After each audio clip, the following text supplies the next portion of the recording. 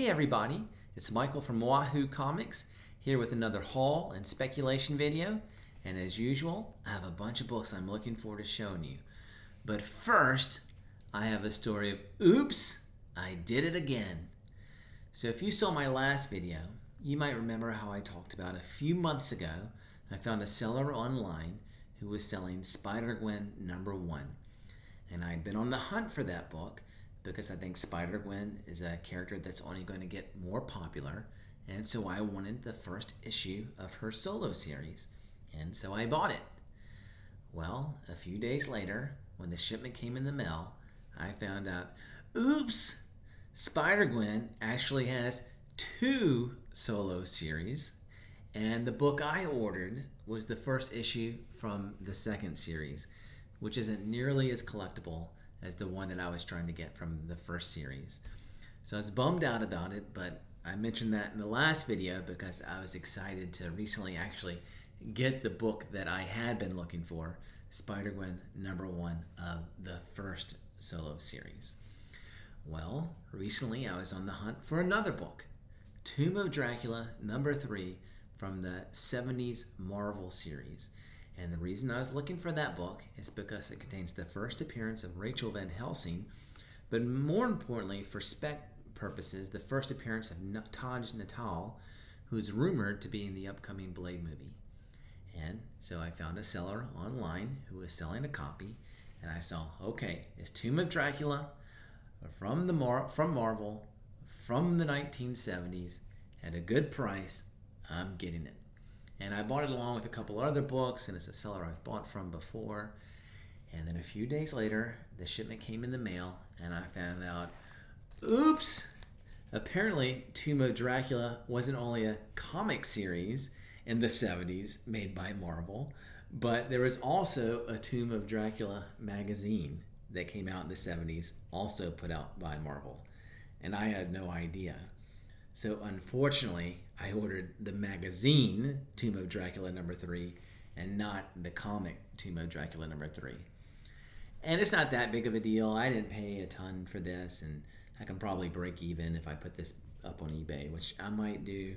I do like Dracula. It's a cool vintage cover. Maybe I'll hang on to it for a little bit. But I'm a little bummed that I didn't get the book that I was actually looking for. I'm actually more bummed that I didn't get that book than that I paid for this one. So hopefully that will have a happy ending at some point, and I'll actually get a copy of the Tomb of Dracula 3 comic that I was looking for. So anyway, I thought that was a funny story, but I do have some actual comics to show you. And all these came from the same seller. It's someone I bought from a few months ago. I think he's kind of selling off his whole collection, and recently I guess he's ready to basically be done with it. And so on his listings that he had online, I marked everything half off.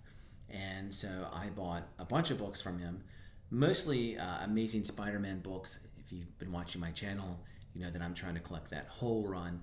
And so I got a bunch of those books, mostly filler books, but at a really good value to fill that run. I did get one key Spider-Man book from him, and that one was this, Amazing Spider-Man #265, which contains the first appearance of Silver Sable. And I think she's a great character to consider investing in. I think at some point she'll come to the MCU. And if you've been paying attention to Amazing Spider-Man books, it looks like Black Cat is coming sooner rather than later. And so issue 194, which is her first appearance, has been really going crazy. And so I'm really hoping to get a copy of that book sometime in the near future. And I don't think Silver Sable is due anytime soon, but I do think at some point. And so now might be the time to get in on this book on the ground floor.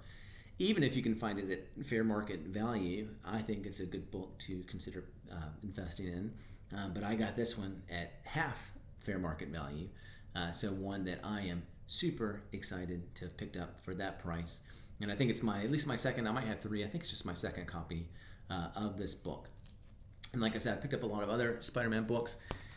Most of these are not like real keys, and I got a lot of them, maybe 30 or something like that. Like I said, mostly fillers.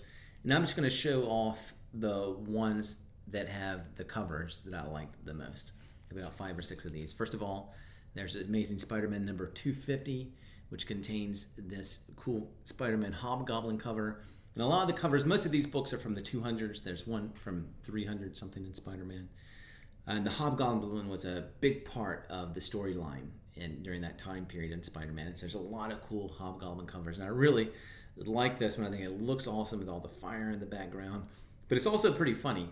So, if you pay attention to Marvel Comics, like when they have their 50th, 100th, 150th, all those issues, they're usually like special double-sized issues to really try to get you to buy them, a marketing ploy. And this one says, special, normal-sized issue, number 250. So it's kind of this self-aware moment for Marvel that I think is kind of funny. And then here up in the corner, you have Hobgoblin in the little box here, and he's saying, it's great, steal it. And I just think that's pretty cool and funny of the character. And another great Hobgoblin cover from that time period is this one, number 261, again with the flames in the background. It looks pretty cool. And so I think this one's neat. Number 268, pretty much all these covers where you've got the black suit Spider-Man, I think look awesome. And so again, this is just a filler issue, but a cool cover and one that I'm glad to have. Then there's a storyline I haven't read that I am looking forward to reading, hopefully sooner rather than later, called Gang War in the 280s. And I think kind of the idea is like the Kingpin somehow fell from power, and so there's this war to become the new Kingpin. But there are a few cool covers that came out of it, and I'll show a couple of my favorite from there. Here's 285. I'm a big Punisher fan. It's the Punisher up on a housetop with a bazooka, and Spider-Man swinging in to save him, or to save whoever from the bazooka. And I think that's pretty cool. And then number 287, which has Spider-Man and Daredevil, and they're having a fight here. And I think that's a pretty cool thing too, because I'm a huge Daredevil fan as well as Spider-Man fan. And then the one book I got in the 300s was this one, number 311, which contains this Todd McFarlane cover. And if you've been watching my channel, I collect not only Spider-Man, but also McFarlane covers. And so this is the best of both worlds. It has this really cool Mysterio cover. I'm a big fan of Mysterio. Again, if you've been watching the channel, recently I picked up his first appearance, my earliest Spider-Man issue, number 13.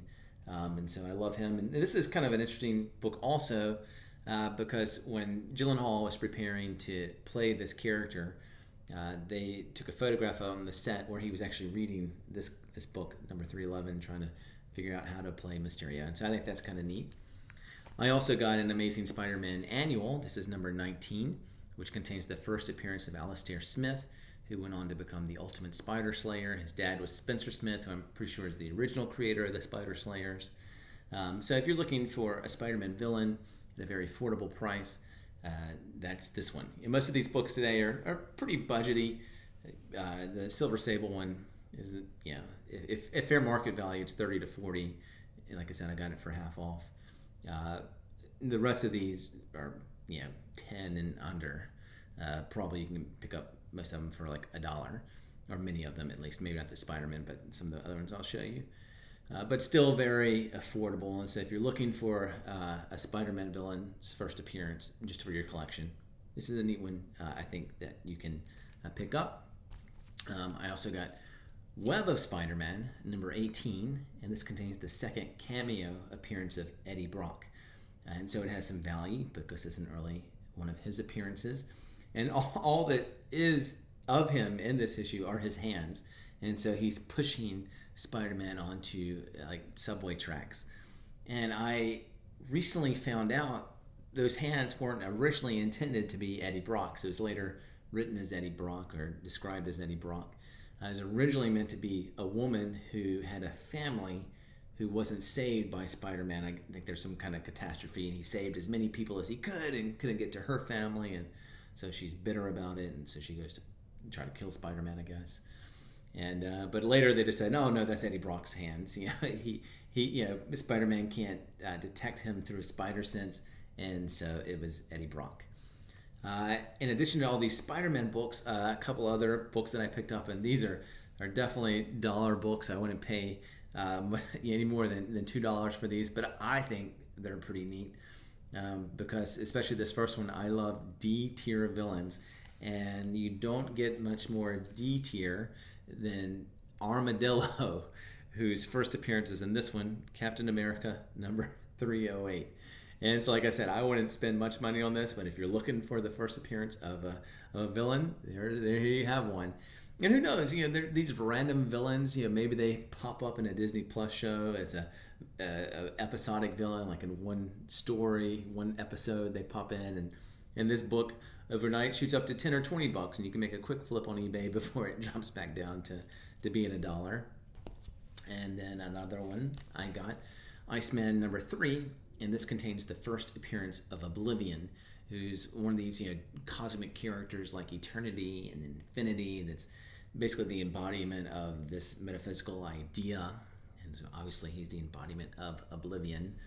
And with the Eternals, of course, we see the Celestials, and Marvel's starting to maybe develop some of these great cosmic beings. And so who knows if Oblivion shows up? Maybe he does, maybe he doesn't. But again, if you get it for $1, it's just a neat thing to put in your collection.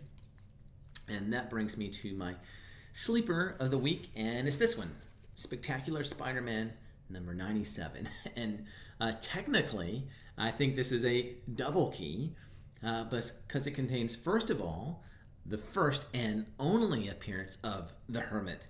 And so if you are the only Hermit fan out there, then you will know that this is the only book that he's in, and this is the one to have. But the second reason it has some sleeper value is because it contains the first appearance of Jonathan Owen, who goes on to become the Spot in the next issue, number 98. And the Spot is rumored to be the main villain in Into the Spider-Verse number 2. And so number 98 has been climbing in value quite a bit over the past year or two. And recently number 99, which contains his first cover appearance, has been going up. And so if you're looking for a dollar option of a Spot key, then this, I think, is the one you might want to look for. It's number 97. Again, his first appearance, not as the Spot, but as the person who eventually becomes the Spot. And now that brings me to my question of the week. So, of course, I opened up this video talking about my oops moment, and one that I looked back on with regret. And as comic collectors, I'm sure we all have certain regrets about books that we bought that, a month or a few months or a year later, we're like, why in the world did I buy that book? Maybe it's a spec book you thought was going to pan out and it didn't, or just a book that, you had some FOMO. Everybody was saying how cool a certain variant cover is, and so you spent a lot of money. And then 2 months later, if you'd waited, you could have had it for half the price. But we all have these regrets. And so I would be really interested in hearing what is one comic that you regret buying, at least at the price you did. Maybe you thought, oh, this is a cool comic to have, but I paid 3 times more for it than I could have if I had just waited a month. What's something you regret? Hopefully there'll be some entertaining comments down below. But whether or not you comment on that question, I'd love to hear your comments about anything comics related. Tell me some things you've been picking up or some things you think I should consider picking up. I always love hearing your guys' advice. Of course, if you haven't subscribed to the channel, I'd appreciate if you would consider doing so. We're making our way to 200 subscribers, and of course I hope to get there sooner rather than later. And so if you're a part of that, I'd really appreciate it. And of course, like the video, all those things that put us in the good graces of the YouTube algorithm and help our channel to grow. All right, well, that's going to bring an end to this one. I picked up a few cool books, nothing crazy. Not every video can have something crazy, but I do have some crazy books I think that I'm going to close a deal on that I hope to be able to show off in the next week or two. Some things I'm really excited about. I'm working out some details, and so be looking forward to, hopefully, fingers crossed, some bangers coming here that I'll be able to show off pretty soon. All right, thanks guys.